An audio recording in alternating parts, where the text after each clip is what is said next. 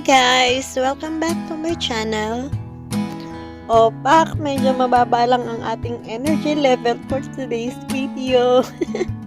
Kasi kakatapos ko lang kumain. So, medyo busog pa tayo. So, for today guys, gagawa naman tayo ng single tier na debutant cake. Bale, itong cake natin ay 8 by 4 inches in diameter at ang flavor naman nito ay ube makapuno. Ang ube makapuno natin guys, siya yung parang yung pinaka first syempre ay yung mango cream natin and then yung chocolate kasi guys kapag mga bata talaga ang nagbe-birthday usually chocolate talaga yung kanilang in-order. And then, ito naman, ang third na pinaka-favorite nilang order din sa atin ay ang ube makapuno. Kasi, ang ube makapuno, more on pang naman to guys, pang adult na taste nila. Ganito yung gusto nila guys. At gustong-gusto nila to kasi balance lang daw, hindi masyadong matapang yung ating flavor, and then every layer ng ating cake ay meron siya talagang makapuno strings. Bali yun guys, pinakita ko kanina ang ating makapuno strings, pero wala akong talaga sa makapuno, hindi ako nag-homemade ng makapuno, binibili ko lang talaga siya in jar at kahit anong brand lang ang ginagamit ko guys, pero yung pinakita ko pa sa kanina, siya yung pinaka-favorite ko sa lahat kasi hindi siya yung sobrang sticky, kumbaga meron siyang syrup pa, kaya madali siyang ilagay, and then yung lasa niya talaga guys, hindi siya yung sobrang tamis at hindi rin siya yung matabang, as in lasang-lasa mo yung makapuno. And then, ayan, nag-crumb coat pa na guys. Very important talaga na nagka-crumb coat tayo sa ating cake para maiwasan natin yung pagsama ng mga crumbs sa ating final coating guys. Kasi kapag sumama na yan siya, yung ating mga crumbs, cake crumbs dyan, pangit siya guys tingnan. And then, hindi din ako nasanay doon sa tinuturo ng ibang bakers na kailangan pag naglalagay ka daw ng icing sa cake ay kakapalan mo kaagad para hindi bumakat yung parang chiffon natin dun sa pinaka-icing. Hindi ako nasanay sa ganun. Well, anyway, kanya-kanya naman tayong style ng ating pag-frosting. Anyway, wala naman talagang tama o mali dyan. Basta dyan lang ako nasanay. And then kapag nag-cover naman ako ng aking cake, ay palagi lang siyang white. And para konti lang ang ating food colors na nagagamit. Ang dahilan ko nun kung bakit manipis lang ang ating color dyan ay syempre, maliban sa tayong mga home bakers, ay syempre, hindi na natin kailangan maglagay ng maraming food coloring, and at the same time ay hindi rin maganda sa health, lalong-lalo na ng mga bata ang maraming food coloring. Pero dito sa cake natin guys, hindi ako gumamit dyan ng food coloring guys. Yung ginamit ko dyan ay yung mismong ube flavored ng Bakersfield yung ginamit ko dyan. Kaya ganyan yan siya ka-bright yung kanyang color kasi napakaganda niya guys. Napakaganda niyang color. And kung mapapansin nyo kanina, nag-apply ako ng white. Diba meron tayong frosting kanina na ube mousse. Bali, pinatungan ko pa siya ng white kasi nga guys, yung syrup ng ating makapuno, pag na-touch siya doon sa ating ube na whipped cream, siya guys, parang nag-greenish siya. So pag slice ng ating mga clients ay hindi na siya magandang tingnan. And then, ayan, pinapakita ko sa inyo na yung aking mga anak talaga ay sobrang involved dito sa aking mga ginagawang to. natulong talaga sila every time na meron akong order. Pero kapag ka nag-aaral sila, syempre hindi ko na sila iniistorbo kapag ka weekend kasi kahit papano nakakatulong-tulong sila sa akin. And then, ayan, bali sa araw na to ay apat na cakes to na ginawa ko. Ayan. Para sa debutant cake, and then birthday cake, anniversary cake, and meron pang isa pang birthday cake dyan. Kaso hindi na siya nasama dyan kasi na-pick up na siya ng mas maaga.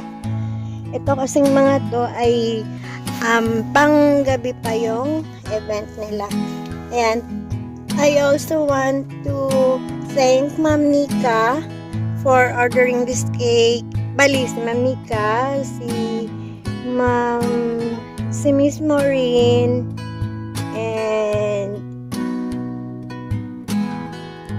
si Ma'am Joanne, and actually ngayon ko lang talaga nalaman na para sa kay Ma'am Joanne itong cake na to, bali siguro sa daughter niya, pero kasi matagal na pala siyang umu-order sa akin ng mga cakes, mga birthdays ng mga anak niya, mga pamangkin niya. Pero ngayong araw ko lang talaga, bali itong cakes na ito guys ay orders sa atin last November, and ngayon ko lang siya na-edit kasi sabi ko nga guys, sobrang dami pang videos ng mga cakes dito na hindi ko pa na-upload talaga, maski yung mga pictures nila and yung kanilang mga videos. Ngayon ko pa lang kasi syempre kapag marami tayong order sobrang busy tayo, so pina-prioritize muna natin yung mga orders nila bago ako mag-edit kasi kapag nag-edit tayo sobra siyang time consuming kasi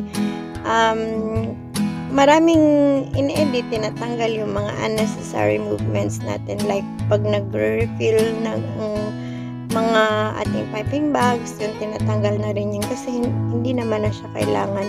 So medyo time consuming talaga siya, and gusto ko ipakita yung every detail din na mga importante na gusto kong ituro sa inyo, gusto ko ipakita sa inyo. So kaya medyo late tayo mag-upload talaga ng ating videos. Actually, honestly, meron pa ditong mga natitirang videos, mga 5 years ago, mga ganon. Pero, intact pa rin naman sila nandito sa phone. Yung iba nasa messenger. Pag galing na siya sa messenger, syempre lumalabo na siya ng konti. Pero, carry pa rin naman kasi buong buo pa rin naman yung ating details ng gusto ko ipakita sa inyo.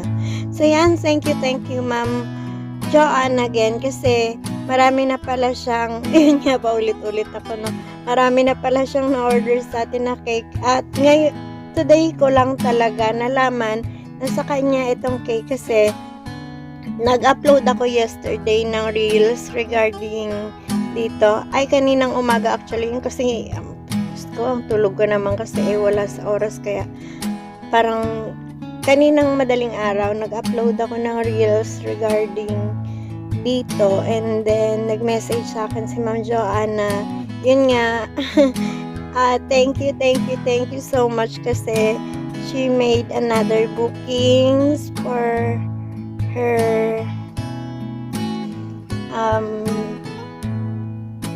nakalimutan ko kung sa anak niya o sa pamangkin niya. Basta yun, thank you so much again Ma'am Joanne. Ayan, mag-ano na lang ako ulit, magbabackread na lang ako ulit. And then, ayan guys, kapag gusto ng ating client na 1 tier lang, ayan, meron pa rin tayo. Anyways, sobra-sobra namang dali nitong gawin, and hinihingal ako. Yun, kanina kung mapapansin nyo, ako ng ko dyan, yung spray bottle ko, kasi dapat yung parang may siya, parang may silver and may para siyang yung galaxy, ganun ba yung effect dito, kaso lang natunaw din naman pala o inabsorb siya ng ating ube na flavoring dito sa gilid ng ating cake, and kaya hindi na siya masyadong visible. Pero yung in-spray ko dun guys, ayun pa rin yun guys, yung ube flavoring, mas matingkad lang yung kulay nun. Yan guys, ganyan. Sadya-sadya talaga yan siya. And then, nilagyan ko siya, hinaluan ko yun siya ng silver. Pero hindi ko na tinuloy kasi parang masyado siyang runny. Kaya hindi ko na tinuloy. Baka lalo pa siyang pumangit. So, ayun nga guys. Thank you so much again. Ma'am Joanne. Ma'am Joanne is a friend of Ma'am Nika. Bali, si Ma'am Nika naman ay friend siya nung friend ko na si Needs. Ayan. Bali, ito yung sinasabi nila na word of mouth o pinakamagandang chismis kumbaga. Kung i-chismis nyo ako, ganire ha, yung masarap yung cake ko at maganda ng lumaganap. At marami pa tayong masiservan. Marami pa tayong mapaglingkuran ng mga tao. Ayan, yan yung pinaka-favorite na chismis ko na tungkol sa akin. Ang mapalaganap ng aking cakes ay masarap. So, thank you so much again, guys. See you again next time. Bye! God bless!